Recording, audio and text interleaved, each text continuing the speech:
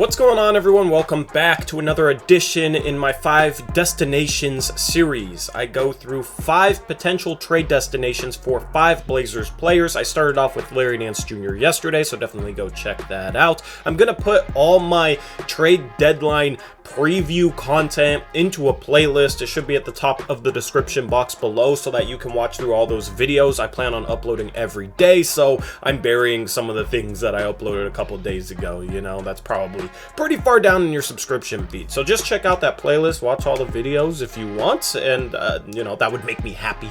I put this out so you guys can watch and enjoy them, and I hope you're enjoying them so far. Anyway, quick little intro. If you didn't watch the Nance video, I'm going to be discussing 5 destinations. I'm going to be discussing why those destinations make sense for each player. I'm going to be discussing what trade assets that team has, and something that I didn't do in the first video that I'm going to be doing in these following videos is providing a trade example for you guys to look at, for you guys to give your thoughts on down in the comment section below. With that being said, let's jump into 5 destinations for Robert Covington. Before we get into a team, Robert Covington is an expiring contract. He's had a questionable season, to say the least, here in Portland, so he's probably the most likely player to get traded out of everybody in this series. I think the Blazers need to trade Robert Covington. I think he's a huge flight risk in the offseason. I think it would be hard to bring him back here to Portland, so I want to trade him for that reason. You gotta try and get value for him before you lose him for absolutely nothing. So these 5 teams and trades that I'll provide for you guys is trying to do just that. His market, in my opinion, is about a first-round pick. I think the Blazers need to get a first-round pick or something equivalent to that back in a ROCO trade. The first team that I have for Robert Covington is the Chicago Bulls, and the Bulls make a ton of sense for numerous reasons. They lost Patrick Williams out for the year, at least until they make a deep playoff run. They've also had some other injuries. Derrick Jones Jr. is out for about 6 to 8 weeks from now. Alex Caruso is out. Lonzo Ball is out. The Bulls started off the season really hot. It got to first in the East. We're having a very successful season, and then the injury bug bit them. Robert Covington makes a ton of sense for them as a guy who wouldn't be tasked with guarding the best players on the ball. They got Lonzo Ball and Alex Caruso for that. DeRozan has been better defensively this season than his career would suggest. So if Robert Covington got traded to the Bulls could slot him in as more of a team defender, more of an off-ball defender than the Blazers have had him in his year and a half here in Portland. Chicago also makes sense because they own Portland's 2022 first round pick. Now, Portland's 2022 first is protected through 2027 or 2028. It's lottery protected, which means that if the Blazers pick is in the lottery, they keep it, and instead of owing a 2022 first in that scenario, they would then owe a 2023 first. And then if they finish in the lottery next year as well, then they'd owe a 2024 first, and so on through 2025, 2026, etc. The problem with that is the Blazers can't trade a 2024 first or a 2025 first because it's backing up the protections on the 2022 first that they owe Chicago. So getting their 2022 first back would open up future picks for Portland to trade in other deals. That would basically be the asset that Portland's going after. I don't see ROCO getting traded to the Bulls without Portland getting their 2022 first back. Here is the trade that I have for the Portland Trail Blazers. It involves a third team. Derrick Jones Jr. makes the most sense as a salary matching piece. The problem is the Blazers cannot reacquire him since they traded him to Chicago in the previous year. So you have to send Derrick Jones Jr. to a third team, and hopefully for Portland's sake, they could get a little bit of value out of that third team. So I have Derrick Jones Jr. going to the Timberwolves. The Timberwolves trade Naz Reid and Taurean Prince to the Blazers. Naz Reid would be a solid young backup center going forward. He's kind of struggled a little bit lately, though. The Timberwolves end up creating more room below the luxury tax in case they want to make another move. I think Derrick Jones Jr. makes some sense there long term. But don't even focus on the Timberwolves. That is just an example of a third team where Portland could hopefully get value for Derrick Jones Jr. The basic structure is Rocco to Chicago, Derrick Jones Jr. to a third team. That third team sends salary back to Portland, and Portland gets their first-round pick back. The second destination I have for Robert Covington would be him returning to the Minnesota Timberwolves, who he played about half a season with. He was involved in the original Jimmy Butler to Philadelphia trade. He got traded with Dario Saric and a first-round pick to Minnesota, and then he ended up getting traded to Houston, then traded to Portland, and I mean, it could make sense for him to get traded back to Minnesota after that. Now, Minnesota is rumored to be interested in Robert Covington. Right now, they are actually the 7th seed in the Western Conference, so they're still in play-in territory, but they might be trying to make a push for a 6th seed, which is currently held by Denver, and it's possible that they can actually catch them and get a first-round playoff series, which would be a definite accomplishment for Minnesota. So Robert Covington could help them get that. Right now, they're starting Jared Vanderbilt at the 4, who's been really good defensively, but he's a guy that doesn't shoot at all. He is not a floor spacer. So they might want to go out and get a good 3-and-D power forward to give Cat a little bit more spacing without sacrificing too much defensively. And Robert Covington would make sense for that reason. He could also play next to Jared Vanderbilt at the forward positions, and Jared Vanderbilt is a better on-ball defender and could guard the better forward, and Robert Covington could play in help defense and kind of play more of a team defensive role. So I could see Minnesota trading for Robert Covington, and the deal that I have for Minnesota trading for Robert Covington is extremely simple, and it's this one. Taurean Prince and a first-round pick for Robert Covington. Very, very simple. Taurean Prince's $13 million expiring contract is almost identical to Robert Covington's $12.9 million expiring contract. This doesn't get Portland out of the tax, which they definitely will try and do so at this deadline, but Portland can get out of the tax with other deals somewhere else. So Portland getting back a first-round pick, which would likely be around, I don't know, 17th, 18th for Robert Covington would be a huge success. You just let Taurean Prince walk, and you're living good if you're Portland. You got value back for Robert Covington, and depending on where Portland's pick finishes, maybe they could combine the Minnesota 2022 first with their own, if they keep it and finish in the lottery, or if they somehow get it back from Chicago, maybe they can combine those two assets and move up in the draft for somebody they really want. It just gives Portland options as they head into the offseason. The third team I have for Robert Covington might be a little bit of a surprise. It hasn't really been mentioned much, but I think Robert Covington would make some sense on the Memphis Grizzlies, and Memphis has had a phenomenal season so far. They currently would have home court advantage if the playoffs started right now, and they have a lot of depth.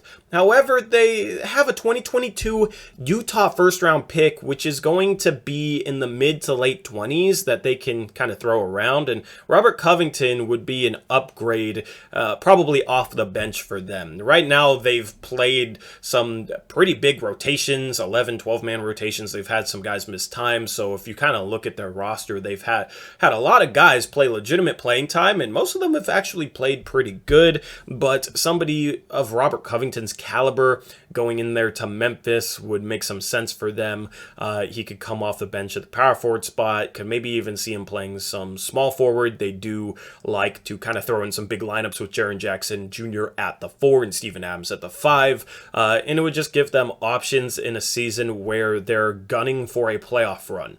Having a guy with playoff experience that can hit threes and play defense would be a good get for the Memphis Grizzlies. The trade I have for Memphis is as follows. Portland ends up ducking the luxury tax here. They also end up getting a $6.6 million traded player exception that they could use to absorb salary in the offseason potentially, and they get Utah's first-round pick. It's a little bit worse than Minnesota's, but as I said at the start of the video, a first-round pick for Robert Covington needs to be the goal, and this sort of trade gets things done. Jarrett Culver isn't really playing for them. Sam Merrill isn't really playing for Memphis either. They have a lot of guards in front of those guys, so trading 2 non-rotation players and a late late first-round pick to get Robert Covington, and then Ben McLemore, who has been shooting the lights out of the ball, would make a lot of sense for the Memphis Grizzlies and the Portland Trail Blazers. The fourth trade destination I have for Robert Covington makes the least amount of sense in my opinion, but they've been tied to him for a while now, and that is the Utah Jazz. And Utah doesn't really have assets. That's the problem. They owe a future first that's protected through multiple years. They don't really have a future first to trade for Robert Covington. So then it becomes, what sort of value can Portland get out of the players that Utah has? Now, Utah's been heavily shopping Joe Ingles, at least that's what reports say. Joe Ingles doesn't make sense for the Blazers, though. He's on a very similar contract to Rocco's and is about to become a free agent and is getting up there in age and has struggled this year, so he doesn't make sense for Portland. You can maybe see Joe Ingles and a second-round pick or two, but Utah doesn't have many of those either. If Portland did do that, I would assume they would try and flip Joe Ingles to a third team and try and get at least a couple seconds out of that team, and basically it would be Rocco for a bunch of seconds. I want to get a first-round pick, though, and I think Portland should aim to get a first-round pick, though. They're just a lot more valuable around the offseason than second-round picks, which can be bought for cash, as Portland did last year to get Greg Brown. So the one trade that would make sense, given that Utah can't trade a first-round pick, would be this. It would involve Royce O'Neal as kind of the salary matching piece for Robert Covington. They'd also have to throw in a minimum contract. I just threw in Elijah Hughes. Portland would get a $4.1 million trade player exception in this trade. They get a couple second-round picks, and then Royce O'Neal would be a rotation player next year. He's a 3-and-D guy that can pass a little bit, that can handle the ball a little bit. Now, I am not sure why Utah would do this trade. I don't think they would trade Royce O'Neal, but given the reports that Utah is heavily interested in Robert Covington, maybe they'd be willing to do a trade like this, and this is really the only trade package that I could see making sense for Portland. Utah also gets Ben McLemore. I like throwing McLemore into these deals just kind of as sweetener to sweeten the pot for teams trying to win, considering Portland isn't really in that position right now. And the fifth and final team I have as a potential destination for Robert Covington is the Los Angeles Clippers. And I think Robert Covington would make a ton of sense next to Kawhi Leonard and Paul George long-term, with Paul George at the 2, Kawhi at the 3, and then Rocco at the 4. Paul George and Kawhi Leonard are both really good on-ball defenders, and having an elite off-ball defender, assuming Robert Covington kind of gets back to who he's always been, would be ideal, especially one that can shoot some threes. I just think Rocco makes a ton of sense there. And then if the Clippers kept Marcus Morris, they could kind of move his scoring back to the bench, where he could kind of be that sixth man. They haven't really been playing Reggie Jackson in that role anymore. They've had to start Reggie Jackson. Reggie Jackson was kind of in that role last year. So moving some scoring to the bench in that regard might make some sense. They also have Nick Batum, who can play 3 positions. He's positionally versatile. So at the 2 through 4 spots, to have PG, Kawhi, Rocco, they'd have to resign him. Batum and Marcus Morris next year would be very intriguing for the Los Angeles Clippers. And then you got Reggie Jackson at the point guard spots, Zubac at the center. I like the addition of Robert Covington to the LA Clippers. Now, the Clippers are much like Utah. They don't really have a future first-round pick to trade, but in terms of the players they could trade back, it makes a little bit more sense for Portland. I'll throw that trade up here right now. Portland would get Serge Ibaka, Keon Johnson, who was the 21st overall pick in last year's draft. He was rumored to be a potential late lottery pick in that draft and then slipped down to 21, but he's a freak athlete, kind of a raw player, but has some long-term potential, is 6'5". So, you know, he's just kind of a project, or maybe a guy that you can flip. I assume he still has some value. He's basically the equivalent of a first-round pick right now. And then Portland also gets a 2022 second from the Clippers, which should be around 45th or so in the draft. The Clippers get McLemore and Robert Covington, and this would make sense for Portland. You get value back for Rocco, you get a first-round pick from just this previous season, and you get a second-round pick. You shed some salary next year. You don't have to re-sign Robert Covington for 12, 13 million, whatever he makes next year.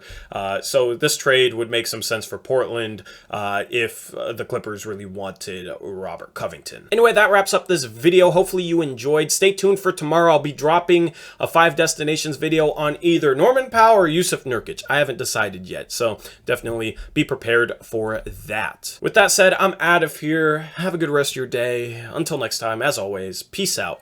Go Blazers.